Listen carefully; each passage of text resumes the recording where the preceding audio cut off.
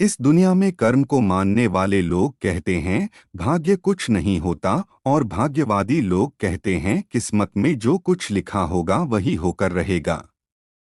यानी इंसान कर्म और भाग्य इन दो बिंदुओं की धुरी पर घूमता रहता है और एक दिन इस जग को अलविदा कहकर चला जाता है। नमस्कार मित्रों, ऑफिशियल माया लोक चैनल में आपका स्वागत है। तो जानते हैं, भाग्य और कर्म को अच्छे से समझने के लिए पुराणों में एक कहानी का उल्लेख मिलता है।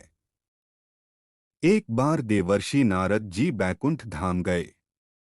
वहां उन्होंने भगवान विष्णु का नमन किया। नारद जी ने श्रीहरि से कहा, प्रभु, पृथ्वी पर अब आपका प्रभाव कम हो रहा है। धर्म पर चलने वालों को कोई अच्छा फल नहीं मिल रहा, जो पाप कर रहे हैं उनका भला हो रहा है। तब श्रीहरि ने कहा, ऐसा नहीं है देवर्षि, जो भी हो रहा है सब नेति के जरिए हो रहा है।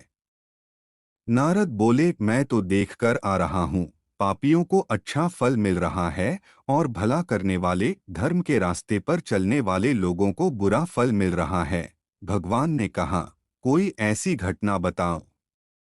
नारद ने कहा, अभी मैं एक जंगल से आ रहा हूँ। वहां एक गाय दलदल में फंसी हुई थी।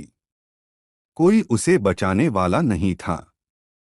तभी एक चोर उधर से गुजरा। गाय को फंसा हुआ देखकर भी नहीं रुका। वह उस पर पैर रखकर दलदल लांघकर निकल गया।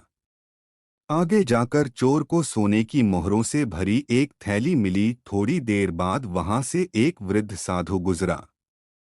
उसने उस गाय को बचाने की पूरी कोशिश की, पूरे शरीर का जोर लगाकर उस गाय को बचा लिया, लेकिन मैंने देखा कि गाय को दलदल से निकालने के बाद वह साधु आगे गया तो एक गड्ढे में गिर गया।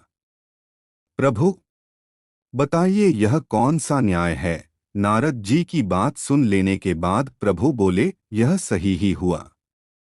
जो चोर गाय पर पैर रखकर भाग गया था उसकी किस्मत में तो एक खजाना था, लेकिन उसके इस पाप के कारण उसे केवल कुछ मोहरें ही मिली। वहीं उस साधु को गड्ढे में इसलिए गिरना पड़ा क्योंकि उसके भाग्य में मृत्यु लिखी थी, लेकिन गाय को बचाने के कारण उसके पुण्य बढ़ गए और उसकी मृत्यु एक छोटी सी चोट में बदल गई। इंसान के कर्म से उसका भाग्य तय होता है। इंसान को कर्म करते रहना चाहिए, क्योंकि कर्म से भाग्य बदला जा सकता है। तो इस वीडियो के द्वारा हमें यह पता लगता है कि हमें अच्छा कर्म कार्य करते रहना चाहिए। वीडियो को पूरी देखने के लिए आपका धन्यवाद।